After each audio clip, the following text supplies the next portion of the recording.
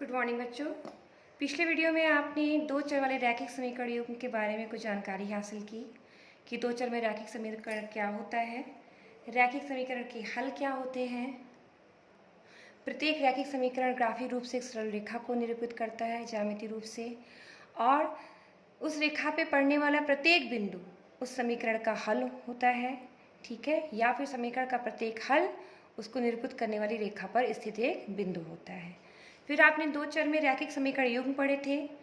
दो चर में रैखिक समीकरण युग्म का व्यापक रूप ये होता है जहाँ पे जितने गुणांक हैं a1 b1 c1 a2 b2 c2 सब क्या है, वास्तविक संख्याएं हैं, और a1 square plus b1 square का मान शून्य नहीं होगा और a2 square plus b2 square का मान भी शून्य नहीं होगा। ज्यामितीय रूप से ये युग्म दो सरल रेखाओं का युग्म प्रदर्शित करता है। ये सरल रेखाएं तीन प्रकार की हो सकती हैं। या तो ये सरल रेखाओं का युग्म समांतर रेखाएं प्रदर्शित करेगा, या तो ये प्रतिच्छेदी रेखाएं दिखाएगा, और या फिर ये समपाती रेखाएं होगा। अब आगे बढ़ते हैं लेसन 3 में। प्रश्नावली 3.1 में से शुरुआत करते हैं। पहला क्वेश्चन है इसका, आफताब अपनी पुत्री से कहता है कि 7 वर्ष बाद मैं तुमसे 7 गुनी आयु का था, अब से 3 वर्ष बाद मैं तुमसे केवल 3 गुनी आयु का रह जाऊंगा। 7 वर्ष पूर्व मैं तुमसे 7 गुनी आयु का था, अब से 3 वर्ष बाद मैं तुमसे केवल 3 गुनी आयु का रह जाऊंगा। इस स्थिति को बीजगणितीय एवं ग्राफीय रूप में व्यक्त कीजिए। तो शुरुआत करते हैं सवाल से। भाषा में क्या कह रहा है? आफताब और उसकी पुत्री की बात हो रही है। तो हम मान लेते हैं कि माना वर्तमान में आफताब की आयु x व उसकी पुत्री की आयु y है। ये हमने माना कि आफताब की आयु x और उसकी पुत्री की आयु y है। अब 7 वर्ष पूर्व वर्तमान में उसकी आयु आफताब की कितनी x, तो 7 वर्ष पूर्व उसकी आयु क्या हो जाएगी? x माइनस 7, हम उसमें 7 घटा देंगे। और पुत्री की आयु y है, तो पुत्री की आयु क्या हो जाएगी? y minus 7। अब आपके पास आफताब की आयु है और उसकी पुत्री की आयु है। अभी कह रहा है प्रश्न में अपनी पुत्री से कि मैं तुमसे 7 गुनी आयु का था, यानी जो x माइनस 7 है ये y माइनस 7 से 7 गुना है, ज़्यादा है। तो अगर इस संख्या को इसके बराबर करना है, इधर गुणनखंड में 7 ज़्यादा है, तो इसको बराबर करने के लिए क्या करेंगे? इन दोनों पदों को बराबर करने के लिए क्या करेंगे? हम इधर भी 7 का गुणा कर देंगे। 7 गुना का मतलब इसमें 7 का गुणा हो रहा है, तब ये इसके बराबर हो, इससे ज़्यादा हो रहा है 7 बार। तो हम क्या करेंगे? इस उम्र को इस उम्र के बराबर करने के लिए क्या करेंगे? इसमें भी हम 7 का गुणा कर देंगे। अभी गुणा करने के बाद हमने इसको हल कर लिया है, y को उधर ले आए हैं बाएं तरफ बराबर रखे, तो x माइनस 7y, और यहाँ पे क्या माइनस 49, और 7 को हमने पक्षांतर कर दिया तो प्लस 7 हो गया। तो यहाँ पे मिल गया x माइनस 7y बराबर माइनस 42। माइनस 42 क्यों आया है? क्योंकि 49 में से 7 घटा रहे हैं, लेकिन 49 का चिन्ह क्या है? ऋणात्मक है, इसलिए यहाँ पे ऋण चिन्ह आ गया। अब दूसरी शर्त क्या कहता है? अब से 3 वर्ष बाद मैं तुमसे केवल 3 गुनी आयु का रह जाऊंगा। 3 वर्ष बाद, तो 3 वर्ष बाद क्या हो जाएगी उसकी उम्र? अभी आफताब की उम्र क्या है? x, तो 3 वर्ष बाद उसकी उम्र क्या हो जाएगी? x plus 3। और उसकी पुत्री की आयु क्या है? y, तो 3 वर्ष बाद उसकी उम्र क्या हो जाएगी? y plus 3। अब ये कह रहे हैं 3 साल बाद मैं तुमसे केवल 3 गुनी आयु का रह जाऊंगा, यानी आफताब की जो एज है वो उसकी पुत्री की आयु की कितनी हो जाएगी? 3 गुना होगी। अब ये 3 गुना है ज़्यादा, तो इसको पुत्री की आयु के बराबर करने के लिए क्या करेंगे? हम इसमें पुत्री की आयु में हम 3 का गुणा कर देंगे, क्योंकि 3 गुना ज़्यादा है पुत्री की आयु से इसकी आयु। तो पुत्री की आयु को पिता की आयु के बराबर करने के लिए क्या करेंगे? पुत्री की आयु में भी 3 का हम गुणा कर देंगे। तो ये 3 का गुणा कर दिया है, तो x प्लस 3 बराबर क्या हो गया? 3y plus 9। तो x माइनस 3y बराबर क्या हो जाएगा? 3 को उधर ले जाओ, तो 9 माइनस 3 बराबर 6। तो ये आपके पास दो समीकरण आ गए। तो यही इस समस्या का बीजगणितीय रूप है। x माइनस 7y बराबर माइनस 42 और x माइनस 3y बराबर 6।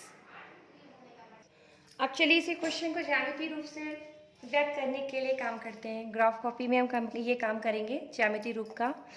तो हमें समीकरण क्या मिला है? x माइनस 7y बराबर माइनस 42 और x माइनस 3y बराबर 6। पहला समीकरण लेते हैं, x माइनस 7y बराबर माइनस 42। यहाँ से 7y को पॉजिटिव बना देते हैं राइट हैंड साइड में ले आके, और माइनस 42 को दाहिने बाएं पक्ष में ले जाएंगे तो क्या हो जाएगा x प्लस 42। तो यहाँ से y बराबर क्या हो गया, 7 गुणांक गुणे में है, दूसरी तरफ जाके भाग में हो जाएगा, तो हमें मिल गया y बराबर x प्लस 42/7। यानी हम y का मान निकालेंगे, प्रत्येक समीकरण से हम y का मान निकालेंगे। तो पहले समीकरण से हमने y का मान निकाला। अब x का मान ऐसा चुनेंगे जिससे हमको y के मान पूर्णांक मिले। पूर्णांक का मतलब कि आपके धनात्मक पूर्णांक चाहे ऋणात्मक पूर्णांक चाहे शून्य मिले, लेकिन पूर्णांक मिले। ठीक, तो x बराबर 0 ले रहे हैं, तो यहाँ पे क्या हो जा रहा है 42/7, यानी 7 से 42 कटेगा, कितने बार आ जाएगा 6 बार, 7 6 42 होता है। तो y का मान आ गया 6, यानी हमें x बराबर 0 मान पर y मिल गया 6। अब x का एक और मान लेते हैं। यहाँ पे मैंने, चूंकि ये 42 भी 7 का गुणांक है, 7 भी है ही यहाँ पे, तो हम x का मान 7 के मान में लेंगे, 7 के गुणांक के रूप में, गुणज के रूप में। ठीक, तो x का मान हमने 7 ले लिया खुद ही, तो यहाँ हो गया 7 + 42/9, यानी 49/7। अब 7 से 49 डिवाइड हो रहा है 7 टाइम्स, तो हमको y की वैल्यू मिल गई 7। तो x बराबर 7 पे y बराबर 7। दो मान x और y के चाहिए होते हैं किसी रेखा को ड्रॉ करने के लिए।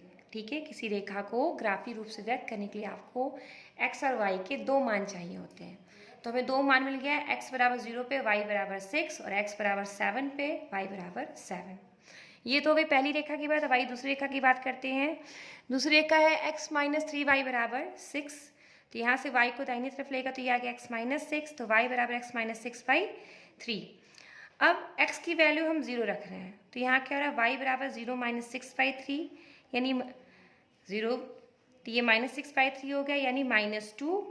अब एक दूसरा मान ले रहे हैं x बराबर 6, तो क्या हो जा रहा है y की वैल्यू 6 माइनस 6/3 यानी 0/3, और 3 से 0 में भाग देंगे तो हमको 0 मिल जाएगा। तो यहाँ पे भी x के दो मान मिल गए, x बराबर 0 पे y बराबर -2, x बराबर 6 पे y बराबर 0। तो ये आप देखिए, मैंने x के वही मान चुने हैं जिन पे मुझे y के मान पूर्णांक मिल रहे हैं। अब पूर्णांक मिलने के लिए क्या करना पड़ता है कि हर में जो संख्या है, हमारी कोशिश होती है कि ऊपर x का जो भी मान हम रख रहे हैं उसके रखने के बाद ऊपर जो संख्या आए वो हर में संख्या जो है उससे वो कटे, उसकी वो गुणज हो। जैसे यहाँ पे 6 वो 3 की गुणज हो गई। ठीक है, यहाँ 0 तो 3 से 0 में भाग जाएगा तो हमको 0 मिल रहा है। यही चीज़ हमने यहाँ की थी कि यहाँ पे हमने x का मान जब 0 लिया था तो 42 आ गया था ऊपर, जो 7 से कट रहा था, और यहाँ पे जब हमने x बराबर 7 लिया था तो 49 आ गया था, वो भी 7 से कट रहा था। तो इस प्रकार से आपको दोनों रेखाओं के लिए दो दो बिंदु मिल गए। अब देखिए, पहली रेखा के लिए मैंने प्लॉट किया है। पहला पॉइंट था x बराबर 0 पे y बराबर 6। यहाँ पे आपके सामने x और y अक्ष बने हैं। चूँकि मान जो है मैक्सिमम 7 तक गए हैं पहली रेखा के लिए, तो मैंने दोनों तरफ जो है वो 6, 7, 8 यहाँ तक बिंदु लिए हैं। एक एक बड़े खाने को मैंने एक इकाई मान लिया है।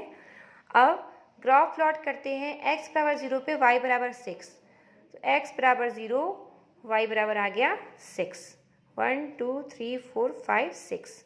फिर दूसरा पॉइंट है x बराबर 7 पे y बराबर 7, x बराबर 7 लिया है, अब इससे y बराबर 7, तो ये ऊपर चले गए 1 2 3 4 5 6 7, तो ये पॉइंट आ गया। तो ये बिंदु आ गया 0 6 और ये आ गया 7 7, ये है 0 6 और ये आ गया 7 7। अब इन दोनों को मिलाते हुए रेखा खींच दी, ये पहली रेखा हो गई आपकी। इसी तरह से दूसरी रेखा की बात करें, पहला पॉइंट है 0 -2, तो x बराबर 0, मूल बिंदु पर x चाहे y दोनों का मान 0 होता है, ये आपने क्लास 9th में पढ़ा है। ठीक है, तो ये 0, x का मान यहाँ पे 0 हो गया। y बराबर -2, यानी हम नीचे की ओर बढ़ जाएंगे सीधे y अक्ष पर। x बराबर 0 यानी x कहीं आगे नहीं बढ़ रहा है, वहीं पे रह जाएगा। y बराबर -2, तो -1 -2, ये हो गया बिंदु। अब दूसरा पॉइंट है x बराबर 6, y बराबर 0। x बराबर 6 यानी 1 2 3 4 5 6। अब y बराबर 0, तो y 0 यानी y के लिए ऊपर नीचे नहीं जाना है, y का मान 0 है तो हम यहीं पे रह गए, तो ये पॉइंट हो गया हमारा 6 0, और ये पॉइंट है 0 -2। इन दोनों को मिलाते हुए रेखा खींच दी, ये दूसरी रेखा हो गई। इस प्रकार से क्वेश्चन 1 का ये ज्यामितीय रूप हो गया।